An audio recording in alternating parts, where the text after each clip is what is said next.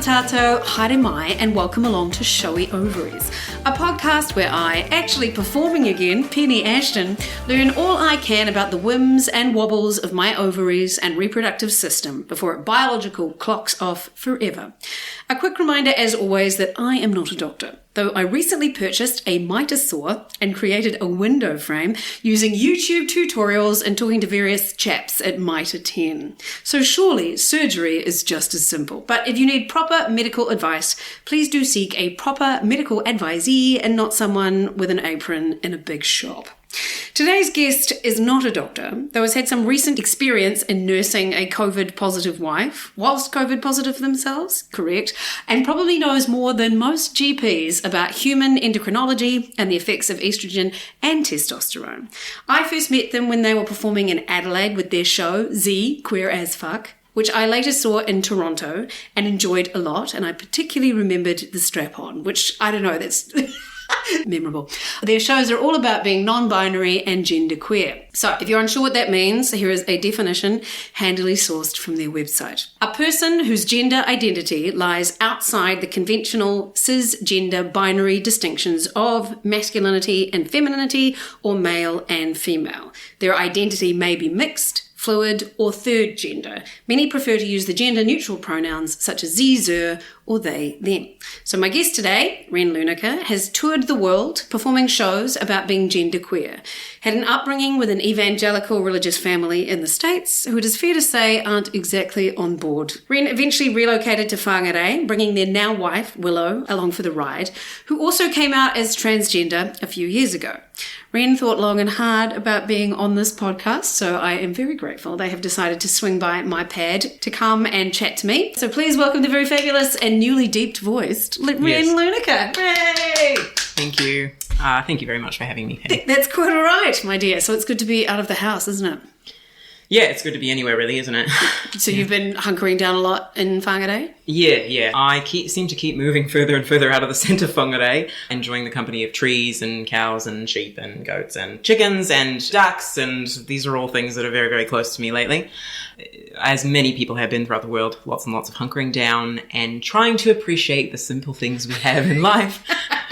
Hoping that the climate change doesn't get us too quickly. Yeah, and being appreciative of being in New Zealand. That's what I've like, just seeing how it's gone the rest. And you've got touchstones of various friends and family in different places. And were you happy to be here? I'm very, very grateful to be here. I also feel that being here during the last 2 years has definitely changed my relationship with Aotearoa New Zealand, because there was a team of 5 million, a team. What's this team business like in lots of other places? And I genuinely felt cared about, actually, by Prime Minister Jacinda Ardern. I mean, I've never seen a person of that standing in their pajamas, addressing people through Facebook very casually, saying, hi, I'm in this too, and we're all feeling it. And I do have a very, very mild crush now on Ashley Bloomfield, despite him not usually being my type or anything, not genuinely in a sexual way, but just a capacity to be eloquent and sophisticated and complex and nuanced and emotionally mature, which is not something that many world leaders are known for. Yeah, and you have that. And, well, I say you are America, but you love that. But, Fauci was those things, but then look what he had to deal with. Yeah. A populist. A populist and a populist. Yes. In charge, which did not help with that. And so, you had, it sounded like it was a bit, I don't know if you want to talk about it, but traumatic with your COVID experience. Not really, to be fair. I mean, are we talking about the pandemic here or actually being ill? Yeah, because you were in a tent or something. Oh, well, that was, okay, to be fair, for anyone listening. Yes, I was in a tent. I built the tent because I live in the equivalency of a studio space with my partner, so it's open format. There's no individual rooms. So when my wife became very, very ill with COVID, and I have kind of I like to say I've got a persnickety or a finicky immune system is what I say. I was trying my best because I was not testing as positive right away to stay away from her. It was horrible in the sense that I was not sleeping in a decent bed and that I was isolated in a tiny little tent, but I was in my home and we had everything we needed, and we've got lovely landmates that helped us with other things that we needed to. I had this vision of you in a tent outside and I was like, oh my God, that sounds really intense. No. Intense. Yeah. Hey. Yeah. Intense. There we go. We got a first pun in. Thank you very much. So you caught COVID quite quickly. So I believe I caught COVID. I never tested completely positive on the RAT, but I had many of the symptoms of COVID. And what I really had was that extreme exhaustion where you cannot get up. Yeah. For like all day. It's sleep and sleep and sleep and sleep. Yeah. So I believe I've had it, and that my case was mild only because I didn't give up. I kept that distance and didn't touch my partner for over 10 days. And it was very hard. I know that must be hard. Like you love them and you have empathy for them and want to make them feel better. And touch is such a intrinsic part of being human. Yeah. So that's why, I felt so sorry for people who lost people, that they couldn't be near and stuff and be with during the pandemic. I don't understand when people are losing their parents like that. Anyway, that's cheery. Very cheery. Very cheery. Right, so I've got a longer introduction for you that I shall do now, and then we'll get into the meat and potatoes of the situation. Ren Lunicke was born in 1984 and raised in a deeply religious family in the Coast Salish territory. That's beautiful, you said perfectly. Thank you. Otherwise known as the Cascadian bioregion, covering parts of the west coast of Canada and the US, but grew up basically on the American island of San Juan, Washington, which is only about 18 k's away from Vancouver Island. They lived a few lives before moving to New Zealand, had a first wife, went to a university in Vancouver, came out as a lesbian, then came out as genderqueer, lived in Australia, met me in Adelaide, and such was the magnetism of my personality, or maybe because a psychic predicted that you would one day live in New Zealand, you moved here 7.5 years ago. Since being here, you have toured shows around New Zealand and globally till the pandemic shut that down. Ren and Willow, your wife, have a show called She Plus They, which talks about both of your transition, including the whole hormonal side of that. Ren also has the shows Z, Queer as Fuck, Apache Attack Helicopter, and Blood Relative. They have also been commissioned to write a 10-minute piece on the subject of joy for the Tahi Solo Performance Festival, but I'm going to end this with a couple of review quotes from Z from Theatre View, which said, Z, Queer as Fuck, is an exceptional piece of work anchored by a performance by as talented an actor as you will see currently on any stage in the country. It is a raw and incredibly intimate journey that should be compulsory viewing for the faint-hearted, the timid, the binary obsessed, and the religiously driven. If you have the courage and the tenacity to see this work and experience it, it may well change your life. So please welcome the no doubt life-changing podcast episode with Ren Lunicke. Hooray. So now, do you like hearing all of your, you don't have a Wikipedia page that I can pillage from, much like myself. So I sort of collated all that together, but do you like hearing that stuff all together? Yeah, it's nice to remind myself that I do things and that I have done things and that I have a history before this moment leading me to a potential future. However, and have been commissioned to do new things. Yes. But, of course, this last few years has been quite hard for all artists, yourself, myself, everyone. Definitely my Tahi monologue piece, which is, I wouldn't quite call it meta, but it does talk about, it is a response to being an artist in the pandemic in some ways, because I personally do feel that as artists, I want to see a response to the pandemic. I think it needs to filter through our art, what people's experiences have been, and not fade into inexistence. But I know people have very hopeful amnesia and like to never, ever, ever say the words COVID again and pretend that none of this has ever happened. We're all going to just go on into the future and pretend this is all business, this is all finished with, and we don't need to wear masks or anything. Yeah, which is nonsense. Yes, but it's been something we've all been through, and I think the way that we've been through it is very unique to where we have been. It's the most geographic-centric experience I think people have had in the last few years. Some people have traveled, that's true, depending on where they were. But when we were talking a moment ago about that having a impact on my relationship with New Zealand, I would be surprised if there's anybody who lived here, regardless of whether they're a migrant or not, who hasn't been shifted in their relationship to their fellow human being, their neighbors, their family, their sense of community, all of those things, and economic stuff as well. And all of that's been impacted by this pandemic. There's not an area of our life that hasn't been.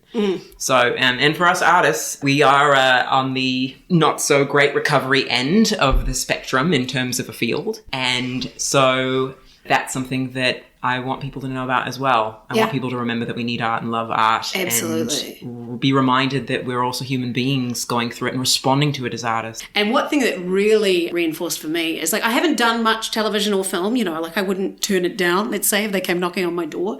But I just love being in a live audience. I love making people laugh. It's crack. It's the worst drug. Well, it's the best drug and the worst drug because it is so addictive. And so just to not have that connection, I did a couple of online things and stuff, but it just isn't, I just want to be in a room with people. Yeah. Some people have been able to adapt in that way, but there is something so unique, so critical about being in a room with someone, as past theatre professors have described to me. There's a huge difference between hearing a story about a bar fight and being present to a bar fight. Yeah, right. That's quite a violent metaphor. However, it did land at the time when I was the impressionable age of 18.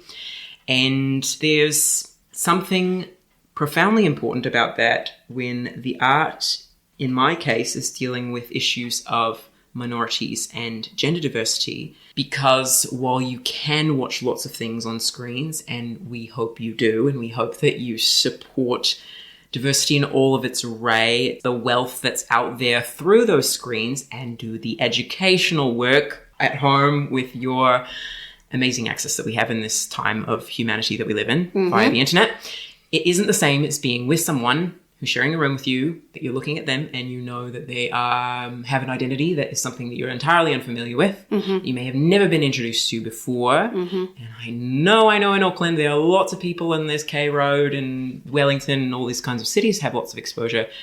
But the majority geographically of the country, I think, is quite underexposed still. Yeah, right. And that is an area I am actually passionate about, because human beings, human rights, our ability to live where we want to within reason, within safety, in places. There are trans people, queer people, all variety of people born in all kinds of circumstances in all places around, and many of them are rural. Many of them are people who prefer the company of trees. Many of them are people who want to be farmers, and they should have every right to live a whole and healthy and accepting life like everyone else. And do you feel that it has, like, to me, it feels like the visibility has become exponentially greater just in the last 5 years? Is that how it actually feels in the real world for you? I believe visibility has increased immensely, yes, even faster and more than I thought it would. But that has not coincided with safety. Yeah, right. I was going to say. Visibility and safety are two incredibly different parameters.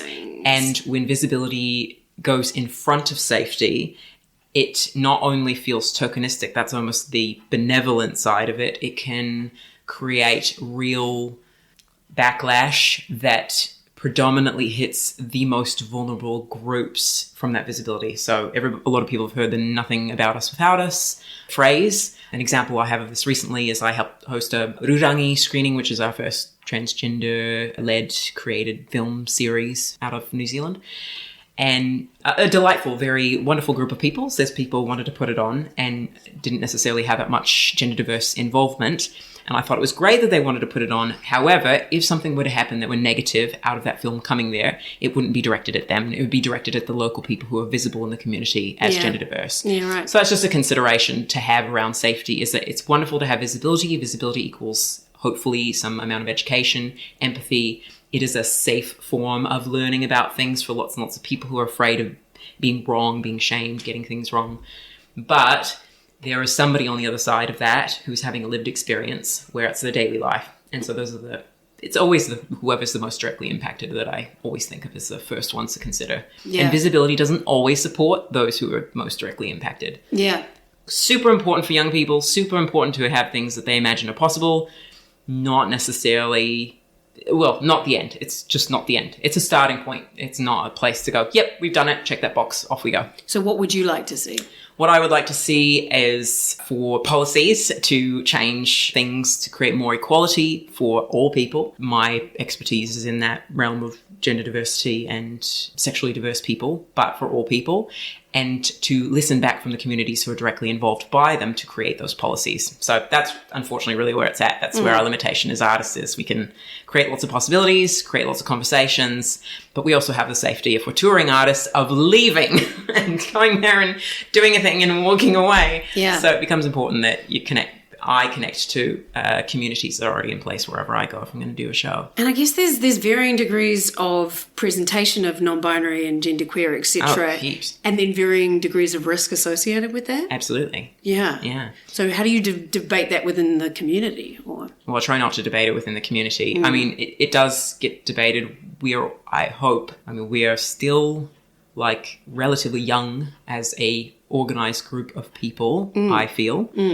So there is lots more organizing to do to come to collective understandings. So in terms of the debates around presentation, what we kind of agree on, hopefully, is that presentation does not necessarily equal identity. So we're talking about the clothes and stuff, but that's true for cis people. It's true for everybody, right? Yeah. And so beware of your assumptions. You're going to have them. We all have them. We all come up with words in our heads based on our prior experiences of people in our lives and everything else. However, we can learn new languages, we can learn new ideas, we can make adjustments in who we are. So if we can learn a whole bunch about COVID in the last 2 years, we can certainly imagine learning. I saw a bit about, I can't remember who it is, but it's like if you can remember the word Omicron, you can say they. Hey, Martin. Yeah, you can say they. Yeah.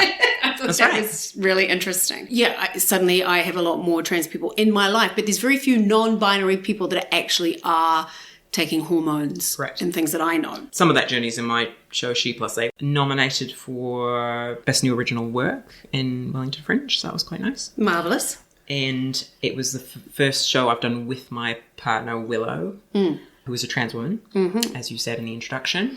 And we did our hormonal journeys simultaneously, which is madness. Yeah. Madness. We wanted to do it together. I took some time off of performing and touring because I knew that there was going to be quite a lot of shifting and that there were going to be developmental changes in the way we were both operating differently. There was too much just quickly happening, both inside of ourselves as individuals and then between us as a couple. Yeah. That I knew I'd miss stuff if I was gone for 6 months. I knew I'd come back and I'd be like, who are you? I don't know who you are. It was required daily updates, pretty much. Well, let's start with the first question I ask everybody, and then I think we'll lead into this, which is what has... And I get that this question could be a lot more triggering for people like yourself. So obviously, protect yourself however you'd like. But what has your relationship with your body been like through your life?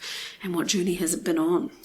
I actually thought I might write out an enormous timeline on this because it's been quite a journey. So we'll start just with fraught. Okay. It's been challenging. I would actually say... Lots of my cis friends ask me, did you feel you identified as female when you were a kid? Did you identify as like a little girl, for example? So in case it's not clear for anyone listening, I was assigned female at birth and I did not have any examples of gender diversity around me. So you didn't even know it was a thing? At all. I didn't have any examples of sexual diversity around me. Right, yeah. At all either. Wow. So I am of European and Ashkenazi Jewish descent, but...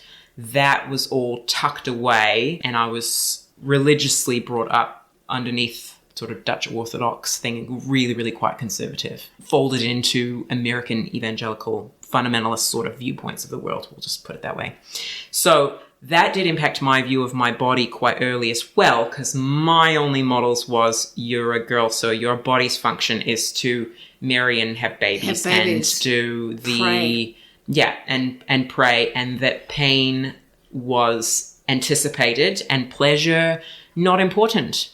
Not important at all. Yeah, well. No. Yeah. In fact, I don't want to presume what my parents, the intricacies of their sexual life is, although I do in my show Z, because I say quite boldly, that I caught my parents having a little bit of a kinky photo session. And that's how I discovered that, I knew there was no Santa Claus. They didn't tell me there was a Santa Claus, but I wanted to believe in one because my secular classmates talked about Santa Claus and even some Christian families talk about Santa Claus. But how I really found out there was no Santa was hearing lots of stuff down near a Christmas tree in the living room and then coming in and finding my mother posing for my father in a very sexy sort of... You thought it was going to be Santa Claus and it was like Pornhub for mum and dad. Yes.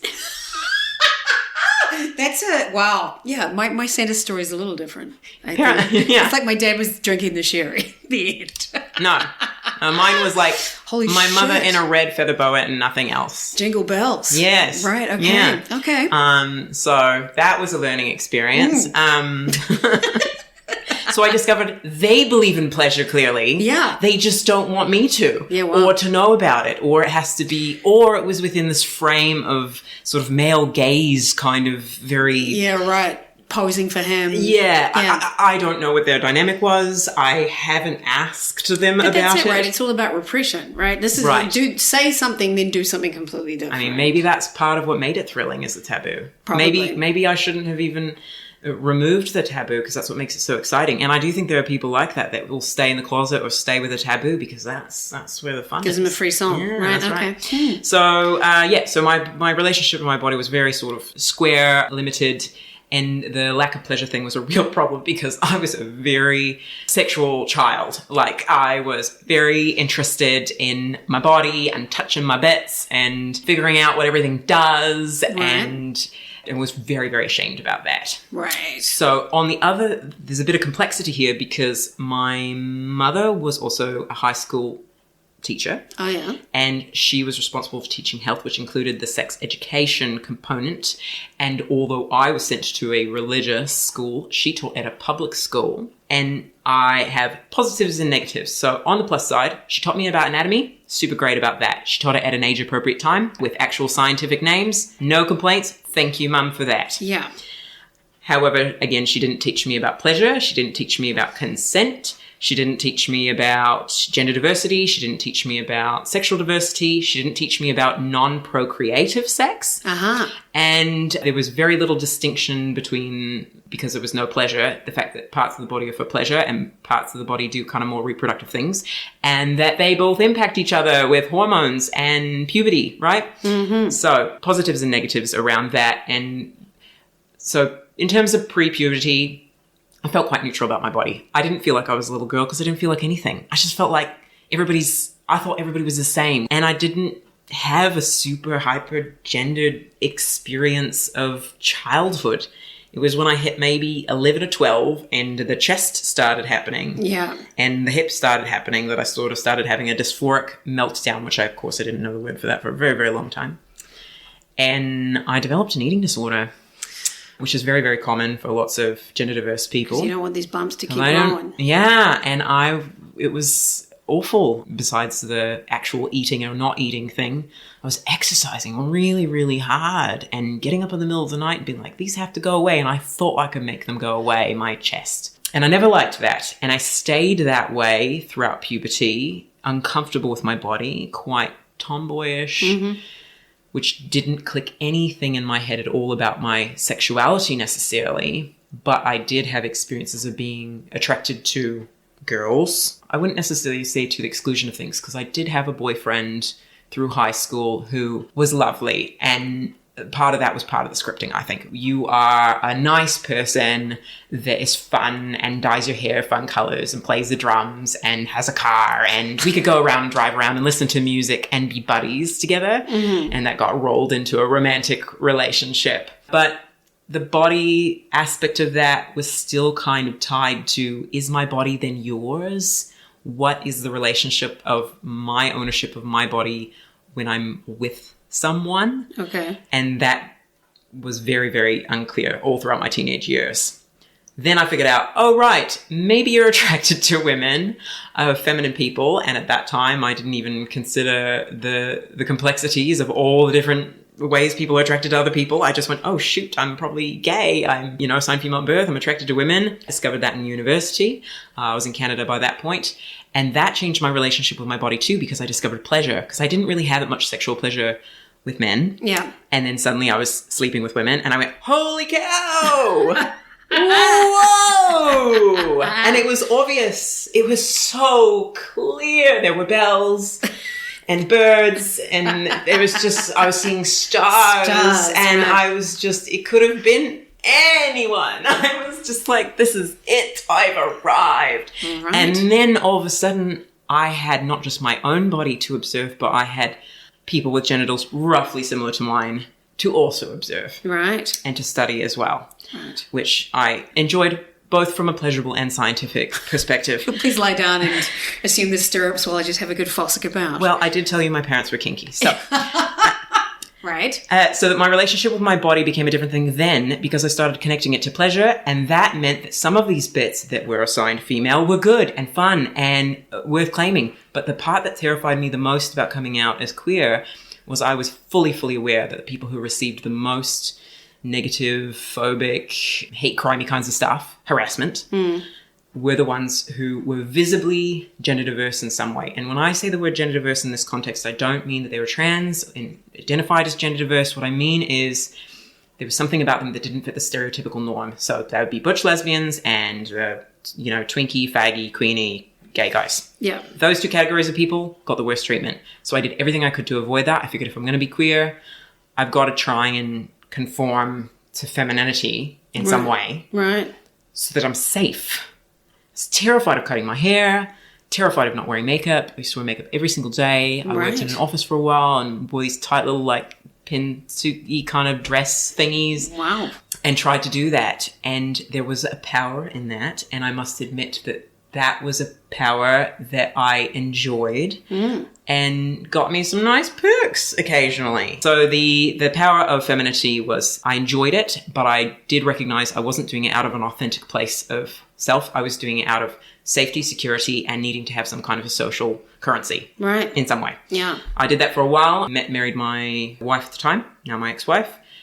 Part of our breakup, part of our split, we're obviously now divorced. I have a lovely wife now, Willow, who I've been married to for nearly 3 years and with for about 10. But at that time, I was starting to explore because I was feeling safer and more comfortable with my body, more masculine presentation. In kind of semi-dangerous ways. The same office I would wear these cute little lady pantsuit/skirt businessy suits too. Then one day I would come in chest bound, no makeup with my hair slicked back and would just not say anything. Just kind of showed up looking completely different without saying anything to my boss or my fellow coworkers. Did they ever say anything to you? They knew I was queer. They didn't say anything, but they did treat me differently. So, for example, when I cut all my hair off, guys stopped opening doors for me, which I couldn't at first decide whether I liked or not. Yeah. To be honest. Yeah, it's that whole power thing of okay, so there's this funny thing with power in terms of social currency and male and female. There is a power to being female and femininity, and there's a power, obviously, to masculinity, and men have heaps of power. Just a bit. Right. But there's this weird place in between where you don't look like necessarily either one, where you don't have either power. So that you can't defer to the power of femininity, which is really the power of being desirable to men, which is its own thing. And I'm not saying that's all that female power is. I'm just saying that that's the stereotype. The stereotype. Yeah. And then there's this power of being masculine and confident and forthright and listened to and all this stuff, which I have tiny bits of now. But in between, you're sort of in this nowhere zone or non-binary zone where you're not sexually desirable necessarily in either direction to either binary gender, cisgender. Mm-hmm. And that's a funny place to be in. And it forced me, when I was dressing that way, to confront how I was actually deriving my power or handing it over to other people. So that relates to the body as well. What would my body be on a desert island? How would I dress? How would I want it to look? How would I feel in it? And if you moving in that direction, did that have anything to do with your marriage split? Good question. Don't have a great answer for that. Okay. My ex-wife was terrified that I was going to transition to male. Not that I'd ever said anything. I'd never said I feel like a man. I never said I was trans, any of that. I just would casually talk about sort of gender and the world and politics and talk about how we relate to sexuality and sex. And then strangely she would say things, "You're not going to transition, are you? I'm attracted to women and I couldn't be with you if you were a man." To which I said, "I don't know where this is coming from." Right. But clearly she was picking up on something that I was not picking up on. Yeah. She was terrified she was going to be what was perceived at the time as a lesbian in the tragic scenario of having a partner come out as trans. Yeah, right. As trans male. Yeah. I mean, I get, because I'm attracted to men. Yeah, of course. So I can understand. So then you had this exact same thing happen to you. So how was that? I've had it a couple different ways, a couple different times. So which one? Okay. Oh my God. Because we haven't even got to Willow part. I know it's convoluted, and this is why I always say when I'm writing a script about a trans life or non-binary experience, we always require an extra minute to explain things because they can be quite complex. Okay, so you keep going with you've got Right. notes. I appreciate you. So I was dressing interchangeably between sort of stereotypical male costume, or call it that, Okay. and female costume. And honestly, as an actor, that is how I related to gender most of the time. I thought everybody was performing it. It was all a performance. Everybody deep down inside is neutral in Right. some way. Okay. However, developmental psychology, in our lifespans, we've got 2 periods of a life where we are most biologically, intellectually, emotionally androgynous. And it's when we're very, very young and when we reach old age. Okay. I know that because that whole thing in the middle, that whole thing with binary split, male and female, a lot of it is about the procreation thing. I'm not saying that's what it is for every individual. I'm just talking about the evolutionary Totally. impulse. Yeah. So, like, I never landed on that boat where presenting female felt authentic to who I was. There was always an element where it felt like a show. And showing up in male clothing also felt like a show. Okay. Both of it felt like a show.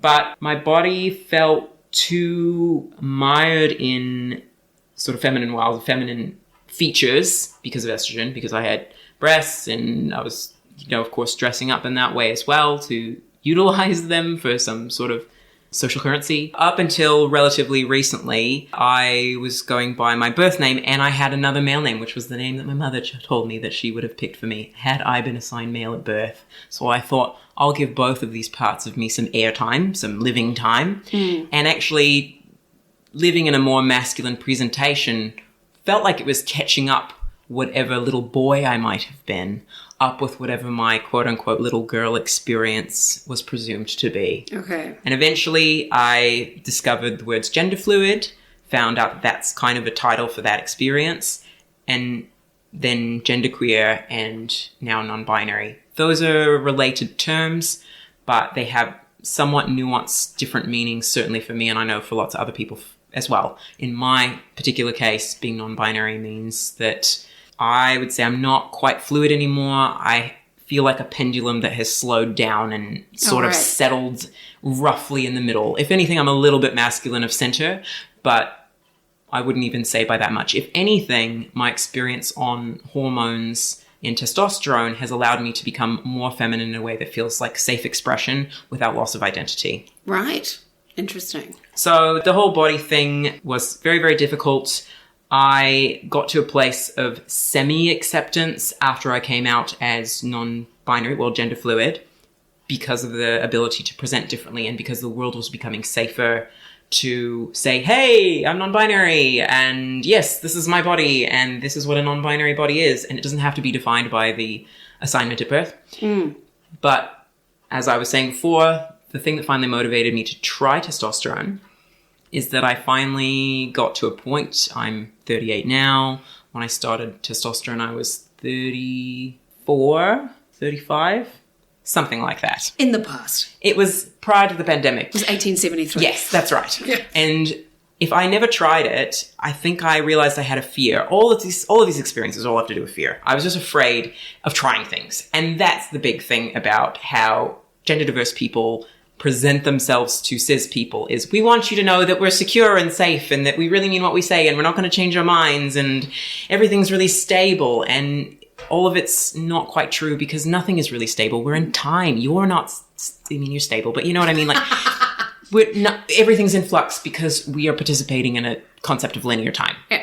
So things change. Hormones change. People go through menopause. People go through puberty. Some people go through multiples. Yeah. And so we just need to get our heads around the fact that uncertainty is a thing. And I know doesn't feel very secure to talk about how uncertain the world is, of course, but it's factual. Yeah. So I realized I didn't want to reach the end of my life and certainly not get to age 40. Not that 40 has to do with anything, but I didn't want to escape the opportunity to at least explore, to discover. It is okay to try hormones and decide, you know what, that's not for me. So is there any long-lasting repercussions of doing that if someone is interested in that? I want to say no, but I'm not a scientist. We have no studies on this, so I can't say that. There's hardly any studies into any of it, is There's there? hardly any studies on using quote unquote cross sex or other hormonal regime than your body makes by itself. Yeah. However, we do know that taking hormones for everybody long term all has some impact. We're not sure what it is. Potential risks of cancer or not, etc., etc. I started on low testosterone though because I was determined that even though there's no studies on this, that I was going to create a non-binary space for myself hormonally as well. Oh, so you try have equal amounts of both. Yes, right. and for a while I did. Quite a while I did. I can't say that I necessarily recommend it, although I think to start off with, it is a very interesting experience because it gives you the opportunity to see the changes happening as they're occurring. Right. So did you go through that male puberty stage? Oh, yeah. And how did that manifest with you? Right. I would say I started taking testosterone at a low dose. So when I say a low dose, that's also very vague. When most trans men ask to be put on testosterone, they're given a dose that is not up to a cis male standard to get them used to it. I took about a quarter of that. Oh, right. Just as reference. Yeah, right. I was taking it topically. So I was buying it myself through a cream. I had endometriosis, totally skipped over that part, which was another huge dysphoric experience for me. But that helped that quite a lot, even to begin with. Testosterone helped your endometriosis? Yes. And that's nothing I've heard of before. I don't know why it's not prescribed to anybody with endometriosis who's having horrible complications with an estrogen-dominant body where it's out of whack with the progesterone or they're highly sensitive to it or whatever it is. Yeah. But even before I had cessation of period, even before I had any of the signs of masculinizing physical things, I had some improvement on my cycle. Wow. So just putting it out there for anybody who's got issues with cycles, and I know that's an issue with menopause as well, that you can actually bleed more and have lots. Some people do. They have a lot. Flooding. All that kind of stuff helped heaps with that. Right. So just putting that out there, I think medicine should be available for everyone. So I did that first, and that allowed me to see very slowly, and my mind changed, and that's what started. Basically, I turned into a 12-year-old. I'd say it started as a 12-year-old boy, started going through the phases of 12, and I made it up to age, 17-year-old boy, which meant really I was a big dickhead for a while, for a year. Just what? Arrogant or insecure? I don't know. What's a 17-year-old boy? This is a hard... Horny is what I can think of. Well, yes. Horny too. Unreasonably horny. And I was already, as I told you, quite a sexual person from a young age. Was your wife happy or sad about that? Or is that too she personal? was taking estrogen. Yeah. So in some ways we had to negotiate the fact that we were having a semi-heterosexual experience of hormones, both kind of as regressive teenagers. Yeah, wow. And that was more okay with her because she's pansexual, and so even if I was a trans man, she would have been perfectly fine with that. But it was changing expectations. It was making me uncomfortable around sexuality because her sense of femininity was in some ways located as opposite to my masculinity. And I don't identify as a trans man, and I don't identify as straight. So it was creating deeper complexities. I mean, it really is a bit of a head fuck, isn't it? Yeah. Above and beyond the fact that something like 90% of trans people in relationships who have, clarify, medical transition, not just social transition. A lot of couples survive social transition, meaning when you tell people you come out and you're like, hey, this is who I am. But the medical transition part of it, 90% of couples don't make it. Right. Well, heaps and heaps of couples don't make it. Congratulations. I know. Yeah. I feel like I deserve the credit. Both of us do. Yeah. It was a really, really big amount of work that Willow and I did together. And you said you're really tight now. We are so good now. Yeah, that's amazing. We are so good now. Because it's a big deal. Her identity needed to become its own thing that wasn't just about being different from me. And my identity needed to become not just my own thing, but to have my own space where I could be non-binary with a binary trans woman wife, experience my queerness, experience my attraction to her femininity, which I'll just say our relationship improved because she was male presenting before she came out as a trans woman. That was a bit of a head fuck for me as a non-binary person, somebody who was out as non-binary. I kind of wrapped my head around it as I usually in the past was not attracted to men, male presenting people. But since I was non-binary, doesn't that mean that I'm sort of half guy, and therefore isn't this kind of like a gay guy relationship? I mean, we were doing a lot of anal, so that counts, right? No, these are all very wow. Yeah. Yeah. I mean, all this is in the show. So, I mean, I've presented this publicly. It's all like labels, right? Oh, totally. Yeah. Yeah. So it's just like you fell in love with who they are. Yes. I felt, the love came after, to be fair. Oh. Sex came first. It was purely, at the beginnings, it was about having sexual experiences that I hadn't had before because my ex-wife and I split up and I was like, right, let's go find the bucket list. Let's get some dick. Yeah, well, sort of, only I wanted to give some dick, not get some. I wanted to give some dick. That's what the strap-on was all about. Yeah, I was going to deliver. Right, yeah. And I was super interested in doing that and that became a life-changing experience. Oh. Some people discover their gender identity through having no orgasms. I'm not saying everybody, but some people... I discovered two major things about myself through orgasms. One, that I was attracted to women and having sex with them was amazing. And the second one was that my experience of myself and my own body, that I have a spiritual kind of metaphysical phallus that, You have a spiritual phallus. Yes, that's right. And that I can have very, very enjoyable experiences with people who like receiving said phallus. I see. In its prosthetic form, of course, but, Yeah. her orgasms may have been spiritual, but they were very physical. Yeah. She needed a tangible thing. Yes, that's right. So it was sort of that experience that I had to rewire after coming out to everybody. Yeah. Because I thought I was having kind of a gay guy moment, which, hey, I know everyone who's listening to this, there is nothing intrinsically gay about anal sex. There's no gay sex, there are only gay people. But for me in that moment, I had never felt more masculine in my life. Right. Than when I was deeply probing someone's sphincter. So... you should see the look on Ren's face right now. Yeah. It's very happy and satisfied. So that gets us up to her coming out. Then when she came out, it sort of made sense to me. There were plenty of signs, but a part of me was like, why didn't you tell me when I came out? Like, didn't that obviously make it safe to come out? Were you together then? Yes. I didn't think you were. Right. Yeah. I was discovering my gender when we first got together as play partners, and then the relationship really started to blossom on my end when she started to come out herself in many ways. So we did She Plus A, and that was all about our hormonal transition and how we shifted and changed in relationship to each other. So menopause-wise, the order of events, symptoms, and things, I know that is the purpose of this show. The testosterone helped with my cycle, but also led to quite a lot of cognitive changes. Okay. So definitely I was getting brain fog. My attention span was shifting all over the place. I didn't get hot flashes, but my internal temperature regulation did shift in some way. Mm-hmm. And so I couldn't really predict very well if I was going to be hot or cold or what I should wear or any of that kind of stuff. Like, is it hot in here? Am I the only one? Yep. It wasn't quite hot flashes, but it was definitely, I was in my own little biosphere of climate. Yeah. What else occurred? In my case, I started losing my hair. My hair thinned. Right. So I did know that I had male pattern baldness in my family. I did have a strategy because I do not want to lose the hair on my head. Also am not attached to having facial hair. And by not attached, I mean don't want it, think it's annoying.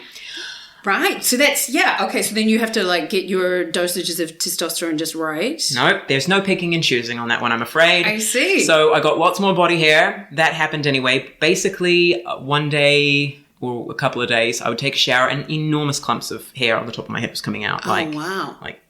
To me, I was like, it's chemo. That is a symptom of menopause, but also male pattern balding as well. Yes, so you get that's those right, because the together. estrogen protects you from your own chromosomes of your hair falling out. Yeah. So my hair was falling out and I had visible thinning. My entire hairline changed at the front.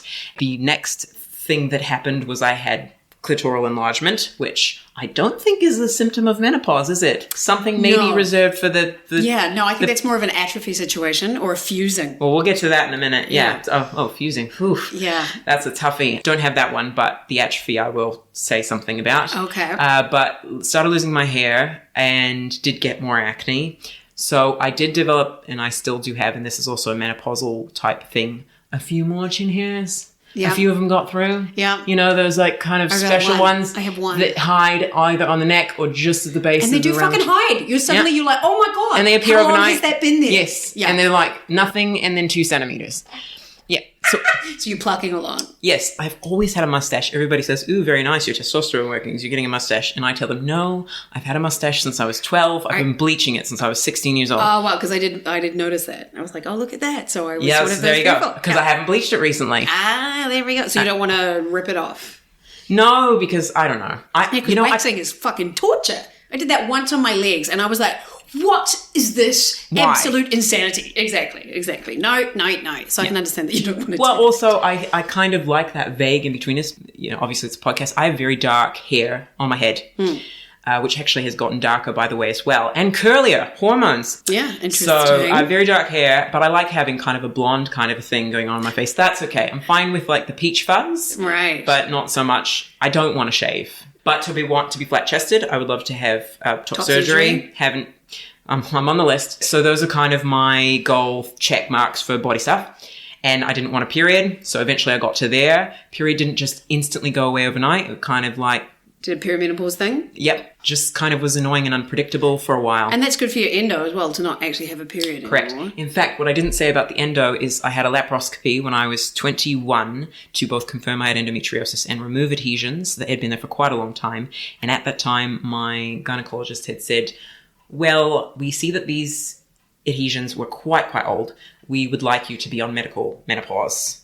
We would like you to just take hormones now and stop it until like either you want to have children or something else. Hormone blockers. Yeah. And I said no at that time. Yeah. I don't even remember why I said no at that time. Probably because I'd been on contraceptives before to regulate my period. And I had a female partner and I just didn't want to be on hormones. Yeah. Hormones are so much pain. They're work. And then if you're taking a pill, you have to remember it every day. Yeah. And, who needs that hassle? So how do you take your testosterone now? Shots. So I started with a cream, which was self-funded. And then I went, hold on a second. I'm part of a national healthcare system. So I switched to the jab, which I do myself. I do my own regime, which is still low dose, but it builds up over time. So eventually I did get up to cis male levels at my own comfort level, in my own pace, in my own way, and every step of the way when I increased my dosage, which is still not what a trans man would take or get, I watched and took notes and thought very carefully about it. I've done everything on my own terms, which I'm very pleased about. Because, being non-binary as opposed to trans man is like, where does that's a fine line. So, I think it's actually a very broad line, but it's so individual for people. Yeah. From what I see, at least, and it could change in the future, a majority of non-binary people who are assigned female at birth choose not to do hormones. It's a very individual choice, and lots of people stop hormones. They go through periods of a low life where they take it, and they stop. Does that mean they've detransitioned? Probably not. Detransitioning is a thing. It's about 2 to 3%. Most of that 2 to 3% goes back on hormones at some point later. I wouldn't call it... I consider detransition as part of our community because they have a shared lived experience, even if they don't identify as trans. Just going through hormones is a thing. Everybody talks about hormones as like neck down, and I'm really interested in the neck up experience and how it shifts everything. And relationships, which is what I said to you was a really fascinating part of menopause and perimenopause, was how it impacts how we relate to other people. Like, you get to a thing with perimenopause, well, I got to with testosterone at least, where I stopped caring about certain things. Just couldn't be bothered. Yeah. And started just saying whatever I thought. Cool. And that is cool. Has a bit of a precedence with a certain visual take-in of a man or even like an older lady. A little bit different when you look like, well, I don't know what I look like, to be honest, but some weird... Very sexy. Oh, well, thanks. You're welcome. But yeah, some kind of, weird in-between thing. Yeah. Who's relatively young-looking, I think. Yeah. Totally. So have you experienced sort of like male-esque privilege? Because you don't necessarily present male, but definitely some masculinity. And definitely some squaring off in the jaw, right? Yeah. I'm showing off my face to Penny right now. It's like one of the few features of my body that I've no dysphoria about is my jawline. Yeah. That I'm like, I'm happy with this. This looks good. But anyway, have you experienced some sort of privilege? Yes. So the biggest privilege change I've had has been, because I wear masks when I go out, and because I do bind my chest sometimes, but not all the time because of back pain, I have a deeper voice. Yeah. And that means if it's dark and I'm wearing baggy clothing, I do get surd, and I'm treated so nice on the phone. It's embarrassing how much better I'm treated on the phone. That is embarrassing. It's so sad. Yeah. And Boo. I'm respected. more. Fuck you. So you talk about I know. And I call trade shops quite a lot because I've been doing some learning about building. Mm-hmm. I thought testosterone would help with that. Not so. It is a skill like everything else, and you have to learn it. Yeah. Like everything else. Yeah. So it didn't help me so much there. I fucking love my Mitre saw. And my husband could not give a shit about DIY. Right. So yeah, testosterone has not helped him. No, nothing to do with that. But what it does help with is making a phone call to a trade shop, and if you've used a lower register, I don't know if they presume I have money or that I'm going to be a good customer, or if they're just like a Pavlovian sort of response. By the way, I will say that people who treat me nicer are all men. Yeah. Women do not treat me nicer. Oh, really? See, I thought there'd be some unconscious bias against ourselves underneath there as well. I think that cis women feel potentially slightly more threatened by me. Right, okay. Which is eye-opening for me as well. Right, yeah. Because I don't feel like a threatening person. No, I don't feel threatened. But good, because I'm in your house. Yeah, right. I know where you live now. Yes. But yeah, I do get the impression that particularly when I went through the early parts of it and I was a bit aggro, I was not able to manage my anger. Yeah. So anger is a real thing that I had to learn to negotiate. Not able to put emotions to words for quite a while. Which is like because rage flashes is a menopause symptom as well. Yeah, that's right. So you're getting all these double whammies at the same time. Yeah. So what have you got other menopause symptoms? So the atrophy, if we want to get to that. Yeah, why not? So vaginal atrophy, vulvodynia, pain, different type of pain than endometriosis, because endometrial pain for me felt like that pickaxe hammering feeling that puts me in a fetal position on the floor. Oh, jeez. That's genuinely what that felt like. And this was more when you chafe from the inside. Wowzers. Not a great thing. So you've been using Ovestin cream. Right. So I actually took some advice from trans men I knew. This is the least talked about thing in the transmasculine hormone-taking population because there's so much dysphoria about genitals, which I don't particularly have. I'm kind of good with what I've got, to be honest. I just want it to stay kind of, fluffy and wet. Plump. Juicy. Yeah. Because it's fun. So, and pleasure. It took me a long time to get to pleasure, so why not? You've got to see some stars. Every opportunity for pleasure from whatever body part I have, it is a radical act of political empowerment to take hold of that pleasure. Right. So I want to keep that going, and there's a critical time period. Actually, when in testosterone, if you don't start getting that Ovestin cream or Ovestin, and I keep coming up with the word pessary. That's the word I think. Pessary. Right. I do use those semi-frequently. I would use those even if I weren't doing anything penetrative about my vagina. Because you don't want to be chasing from the inside. Yeah, that's right. Yeah. And because it's really uncomfortable, it causes lots of problems, and so pleasure works very differently on testosterone than estrogen, not just from the clitoral enlargement. I don't even know if this is quite part of menopause, but I'd be curious to know, does the pleasure move forward at all? Does it shift in terms of where pleasure is occurring in the body, in terms of how people orgasm or reach orgasm? I don't know exactly about that, but I know that the atrophy has caused issues, and so therefore extra lubrication is required for penetrative stuff, but I'm not quite sure about if it moves around like or even if the process to orgasm changes, because my process to orgasm used to be quite stereotypical female, kind of building and then kind of coming down and building and coming down, but the overall trajectory was, if I was having a good enough time, upwards towards orgasm. Yeah. So that's, but quite a lot of variety. And I describe that pleasure on estrogen as being more of an orchestra, whereas pleasure on testosterone is more of a solo kind of a show with one instrument, basically. It doesn't require a conductor. It just requires the one person playing the one instrument. Right, that's interesting. And it's slightly enlarged. Yeah, sure. So their pleasure experience, even at a physical level, my pleasure moved forward, but also whatever pleasure I had around the back changed, but the process changed. So it became much more linear, much sooner arrived at a point where anything could happen and I was still going to come. Right. Which causes the brain to do all kinds of funny things because, an image of your grandmother could show up on a screen and you're like, too late, it's happening. Oh my God. So, and then you feel shame because Because it's your grandmother. Or whatever, yeah. Like, I mean, cis men talk about this all the time, but I experience that as well. I don't know if that happens in menopause. I hear wonderful stories about cis women who, after they arrive in menopause, re-experience sexuality and orgasm in completely new ways that is not at all the same as when they were younger. Yeah, I haven't heard it being from an orchestra to a piccolo, as it were. I have not heard that before. And, you know, and it makes sense to me that, you know, I am going to come and this is what's going to do it and therefore I'm going to come, which is such a male thing. So that is really interesting. Oh, it's not a decision at some point. At some point, I mean, I really do sympathize now with the, like, there's one experience happening below the waist and there's another one happening in the head, and the two become they communicate differently. Which you know, is so interesting because your bits are like, "Fuck you, I'm doing what I want." Whereas it feels like it's all together. Yes, for that's a what I mean by orchestra. There's quote unquote feminine. Yeah, there's all these different instruments, and it's important that they all kind of have their parts and play individually, but all kind of go together.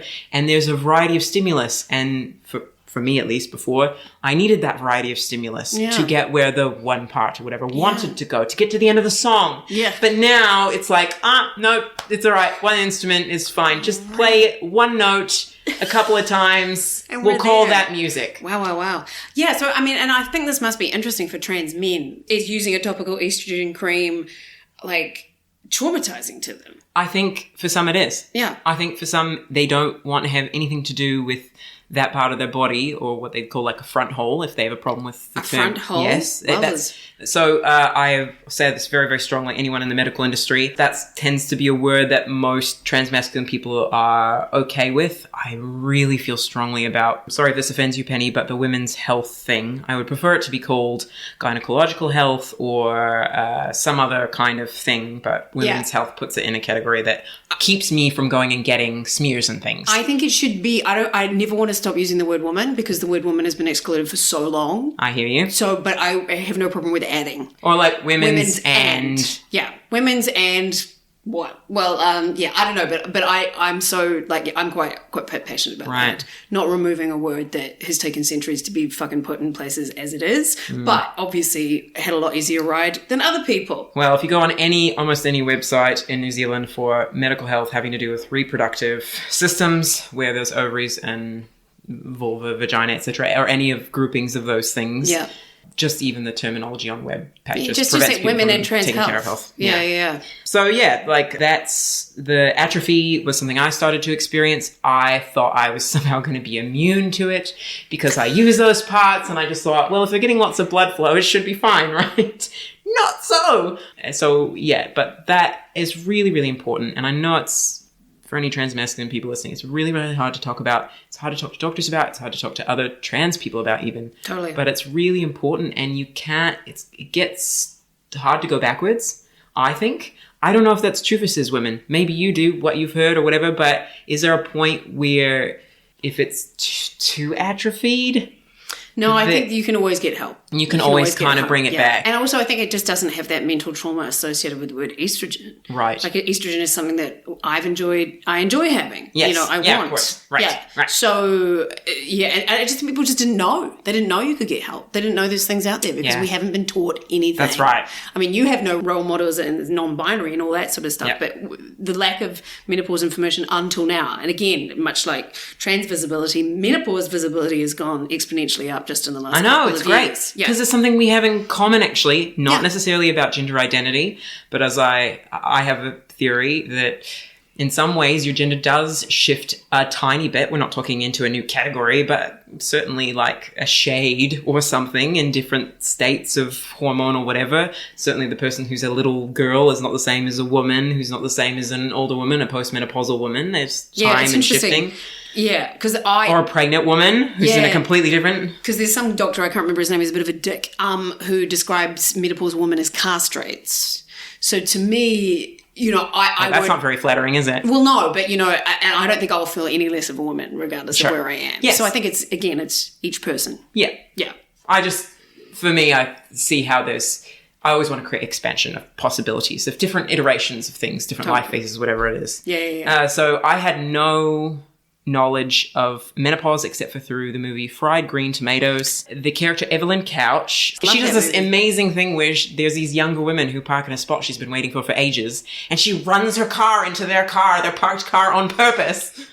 Get out of my spot. Yes. Right. And she changes her life, and she threatens her husband to be better or else. And so, this is one thing. Like, so if you're experiencing like debilitating menopause symptoms, you're obviously not going to do anything involving hormones to stop that, because it's what you're doing on purpose to make yourself feel better around the masculine side of things. What I could have done is take more testosterone, which is in the end what I did do, but not necessarily for those reasons. Right. So the whole thing with menopause, and I think this is the case, but correct me if it's not true or accurate, is that the perimenopausal part, or where you're going through menopause, the early parts of it are really, really hard, and then your body does kind of adjust.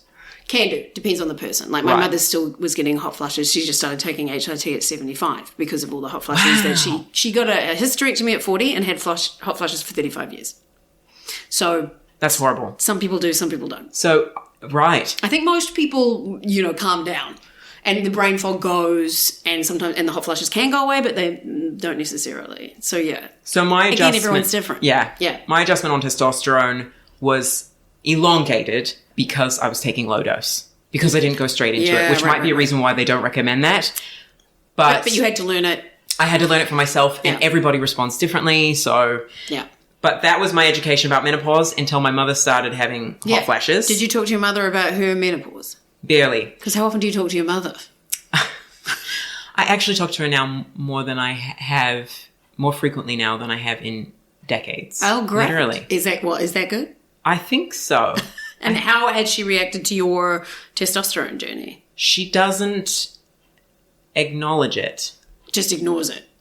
And they haven't seen me in a couple of years. So, but when they see a picture of me or I talk to them online or something like that, they just go, whoa, you've really changed and you've got to stop taking that stuff and it's messing you up and all the rest. And I'm like, I have been telling you I'm trans for quite a while. So it's awkward because at some point in my life, I realized there's so many things my parents do not want to know. And it doesn't mean I have to be in the closet about them. Yeah. It just means I give them the right to be in denial. Yeah, and you don't have to fight every time you talk to them. No. Yeah, because that's tedious. And yeah. So I talked to my mother quite a bit, who's through menopause now. She didn't tell me very much about menstruation. So it was very similar about the menopause conversation, which was very minimal. And I just recognized that she was suffering. She was having hot flashes. She was having further attention issues herself. I didn't recognize at the time that maybe that could happen to me.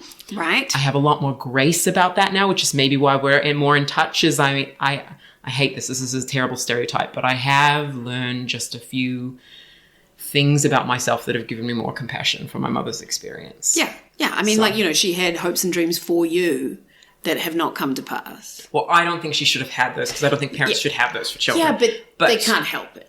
Because for her, that's what gave her happiness, and she thinks the same will happen to you, but it won't. So, I don't know. Like, I don't think that you should do what they want, but I can understand how that there is should a have grief. Been much less specific about what they were. Yeah, and I just think there can be a grief for what they thought was going to be, but yet should not put shame on you for what they had. But like if I found Buddhism and I thought it would be great for you, I wouldn't say, Penny, you should join me in Buddhism land or whatever. I just think that we need to acknowledge that even if we have relationships with children, family members, that what makes us happy, one of the things that makes us individuals, regardless of our relationship, is that what will make us happy and what will be fulfilling for us is not going to be the same prescription for someone else. Yeah, I mean, absolutely. But I can also understand a grief at the expectations that you had imbued into you that aren't going to be there anymore. But as I say, but should in absolutely no way then tell you to stop doing things because of blah, blah, blah. But I can just understand a little bit of sadness. Hopefully you can understand my sadness and disappointment that I really hope for accepting supportive parents in every aspect of my life. I feel like you can do both of those things and you didn't get that. So but she didn't say very much about it. She did take some hormones for a while, I believe. The big thing that happened around hormones in my family that shifted things and shifted her relationship to hormones in general was my father getting prostate cancer. Oh, wow. And so he started taking hormone blockers because that's part of the regime for that. Yeah. Which then I teased them that they were in a little bit of a lesbian relationship, which they didn't think was funny at all. Yeah. But that changed their dynamic as well. And they went through quite a bit of marital strife, anger and frustration, where everybody was shifting hormones all at once. I started going through hormones. My mother was in menopause. My father had prostate cancer. My partner was going through hormones. We were just a big... soup. Thank goodness we weren't living together. Yeah. Not all of us, because we were all kind of have, in the last decade, gone through really, really big shifts. Yeah. But... has it made them more... No, not more empathetic. No. I think what's made them more empathetic is realizing that time is limited, life is short, and if we don't appreciate the good things that we do have with people and the specialness of our relationships... And that happiness is the most important thing? I don't think that's their value. Right. But it's far out. It's like, oh my God, life being is too short. Being righteous. Righteous. Being good in their view is the most important. And what good is, right? Okay. Yeah. So you've talked to other trans men about the menopause situation, like... Required. Yeah. Have to. Yeah. Right. Okay. So that's great. Yeah. Yeah. So there's networks, obviously. Yes. I wish there were more, but I think trans women have done a much better job stereotypically communicating with each other about hormones. My wife is more of an expert on hormones and estrogen than I ever was through all of my endometriosis. She knows so much more about it than I do. Right, okay. And you said that so when she couldn't get hormones, she had little mini menopause moments of her own? Yes, that's right. So there was a period of time where she didn't, through the pandemic, I don't remember the exact circumstances, but she missed her dosage for a while. And she turned into kind of a you were going to say difficult person. For a little, like hot flushes and things? Yeah, she had hot flashes. She had the brain fog issues, a lot of the cognitive issues. Her sex drive tanked. I know that sex drive is related to testosterone as well, but there's more parts of her body that make testosterone than the parts she doesn't have anymore. Oh, right. She doesn't have certain parts anymore that make testosterone. So she doesn't have to repress it at all. But not having testosterone or estrogen is kind of a problem. Yeah. You do kind of need one of those. Yeah, so it caused quite a bit of strife for a little while. And I recognized all the symptoms of menopause when she was going through that. Happening really quickly. Right. Like within 48 hours, a whole bunch of stuff is happening. Right, she really needs those drugs. I need her to be on this. We need them as a couple. So I know that when you start taking testosterone, it takes over from the estrogen. Yes, that's right. Is it just the same? You just have to take estrogen and it takes over? Or is this No. Testosterone is naturally dominating. Fucking testosterone. It's naturally... So she has to take a suppressant? Well, then she did. She no longer has to because she's had an orchiectomy. Right, okay. Wowzers. It's all gone. The drugs that suppress testosterone are not fun. Oh, right. Super so side effects. Yeah. And those definitely do have long-term consequences. Oh, so wow. that was part of the justification. The decision, for that as well. right, which is a big fucking decision. Thing. Right, okay. Yeah, so right now, what haven't we covered? Yeah. I think we've covered a hell of a lot of stuff. We really have. Doctors. Yeah. Doctors have not, I'm sorry to say, been particularly great. A lot of variation. All doctors seem to kind of act like they know quite a bit about hormones. Hormones are so complex, though. Mm-hmm. So they've got their check marks to do, but a lot of them don't understand the complexities of what's related to hormones. So piecing apart, do I have a chronic illness, or am I just tired, or is my hormones off, are very complex structures. So, like, hormones can cause seizures. Or if I become diabetic, or all that, I mean, which is a chronic illness, of course, but all of that stuff gets conflated. Yeah. So I live in Northland. Would not say I have won the postal code lottery in terms of healthcare up there. Yeah. Have you found a doctor that's particularly... I do have a doctor who works with me, but one of the best things that I'm sure lots of people have said on this podcast that you kind of have to do is, despite the fact that they don't like Google your own whatevers, you kind of have to. Yeah, do your own research. You kind of have to do your own research, and you have to come in with a plan. Yep. And one of your past guests that I really, really enjoyed was somebody who really researched. I cannot remember her name at the moment. Anna Sophia? Yes, really did the research and said, look, this is what I'm seeing. These are the medical studies that back it. I'd like to try it.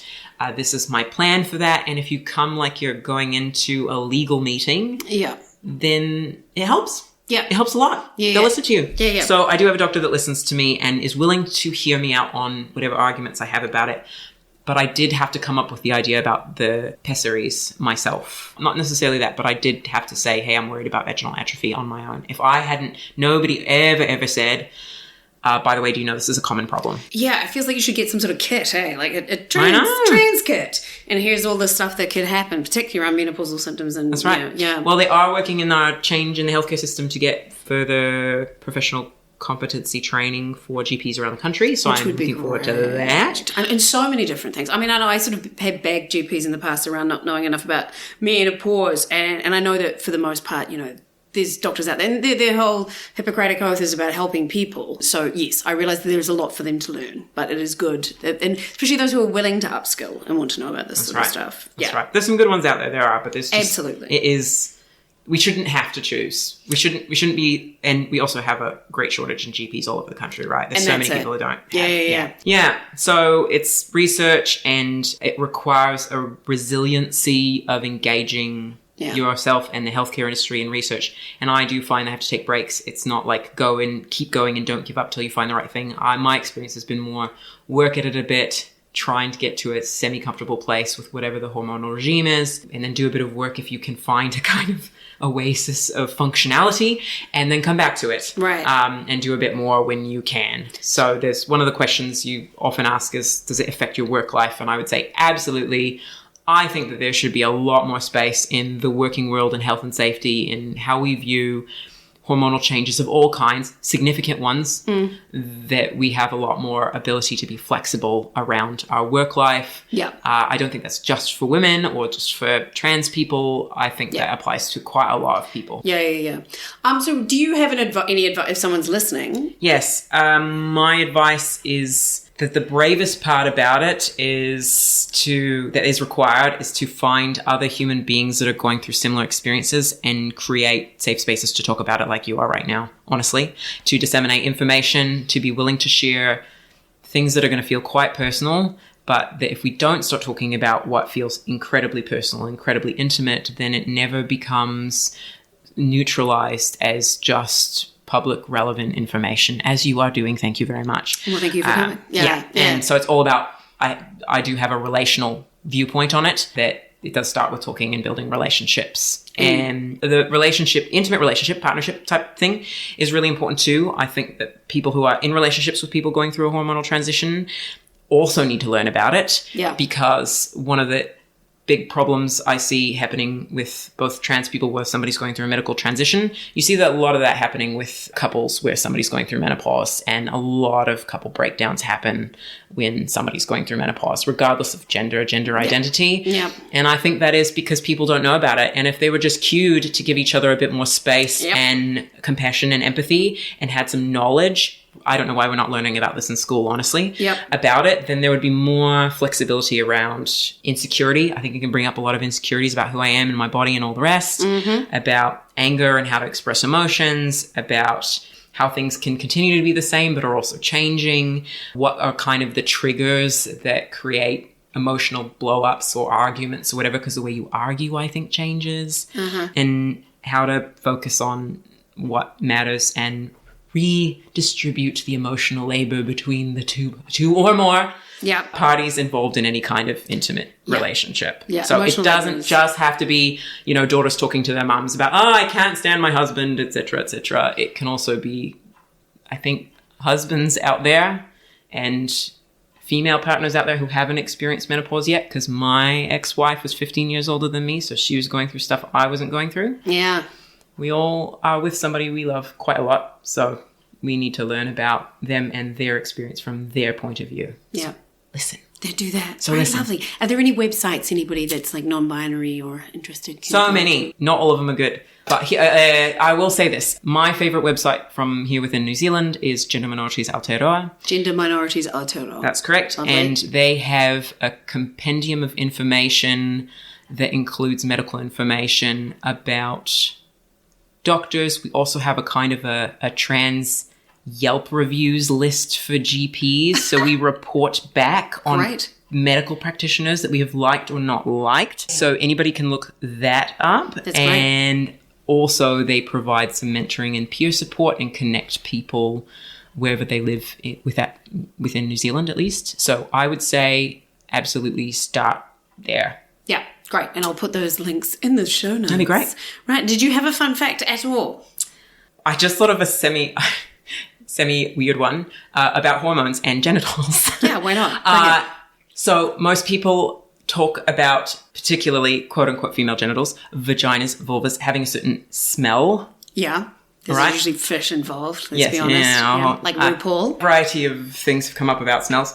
That is, in my experience, incredibly hormone-related. Oh. So if your hormones change, you could have a vagina that smells like sweaty balls. And you could have a penis that smells like a very fragrant, musky vagina. Wow. Okay. So before you judge what something's taste, flavor, or smell might be aware their hormones have everything to do with it. Or pineapple juice.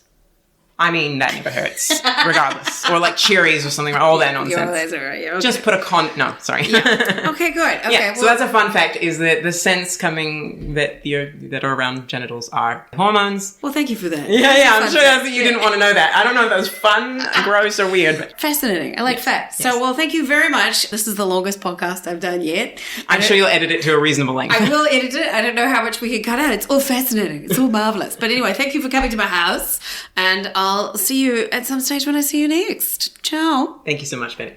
So that was the infinitely fascinating and incredibly open and honest Ren Lunicke, who was so fascinating we talked into being my longest podcast ever. But when one's endocrinology is so complicated and their journey with bodily acceptance so lengthy, one must make space. I know the issue around dropping the word woman is a contentious one. People who go through menopause is encompassing. However, the word woman has been erased for so long, so I am quite adamant that I will never drop it. Our struggles are in no way one, but trans, non-binary and intersex people undoubtedly have struggled way more to get acceptance. Absolutely. So I'm beyond grateful for Ren for taking the time to educate me and hopefully you, and for getting their story and message out to as many people as possible. And I want to include people with my language, but not stop saying women. Okay, ngā mihi nui for stopping by e hoa. Oh, and a quick bits flash for Vulva News Network is that the amitriptyline seems to be working. Hallelujah. Not 100%, and it does make me want to sleep longer than I would like, but I'm up to my full dose now, and there's virtually no burning. So now I have to decide if I want to come off it in 6 months or not, as I have read that if you come off it and it comes back, the amitriptyline won't work again. So it's fun times in Ashton's pants. Woohoo! And on that note, have a wondrous week, showy Ovarians. Till next time, haere rā.